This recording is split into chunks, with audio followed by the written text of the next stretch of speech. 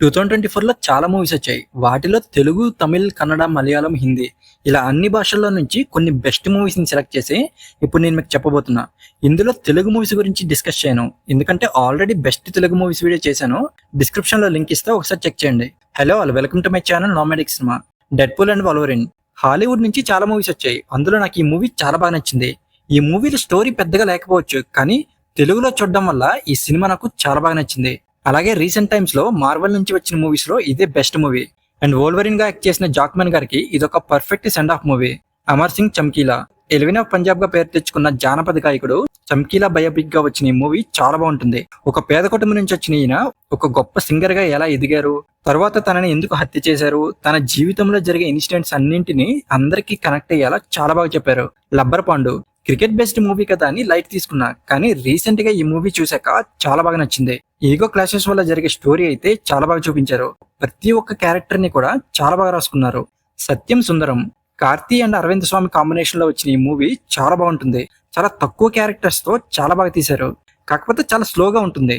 ఎలాంటి హడావిడి, అనవసరమైన ట్విస్ట్లు, చంపుకోవడాలు, రొమాన్స్ ఇలాంటివి ఏమీ లేకుండా సింపుల్ గా ఉంటుంది. ఈ మూవీని ఫ్యామిలీతో కలిసి కూర్చొని హ్యాపీగా చూడొచ్చు. ఆవేశం, ఫహద్ ఫజిల్ గారి నట విశ్వరూపం ఈ సినిమా. జనరల్ గా గ్యాంగ్స్టర్ మూవీస్ అంటే సీరియస్ గా ఉంటాయి, కానీ ఈ మూవీ సీరియస్ గా ఉంటూనే నవ్విస్తుంది. అలాగే మదర్ సెంటిమెంట్ ని కూడా బాగా డీల్ చేశారు. ఈ మూవీలో కొన్ని సీన్స్ అయితే నెక్స్ట్ లెవెల్ ఉంటాయి ఫహద్ ఫజిల్ గారి యాక్టింగ్ వల్ల. మంజుమల బాయ్స్ ఇండియాలో వచ్చిన సర్వైవల్ థ్రిల్లర్స్ లో నెంబర్ 1 మూవీ ఇది. మామూలుగా లేదు సినిమా. ఫ్రెండ్స్ మధ్య బాండింగ్ కావచ్చు, అలాగే వాళ్ళ ఫ్రెండ్ లోయలో పడిపోయినప్పుడు ఫ్రెండ్స్ అందరూ కలిసి తనని సేవ్ చేయడానికి చేసిన ప్రయత్నాలు కావచ్చు, అన్ని కూడా చాలా బాగా తీశారు. మెయిన్ గా క్లైమాక్స్ అయితే నెక్స్ట్ లెవెల్. కమల్ హాసన్ గారి సాంగ్ రిఫరెన్స్ తీసుకుని అదరగొట్టేశారు. అమరన్, ముకుంద్ వరదరాజన్ గారి బయోపిక్ ఇది.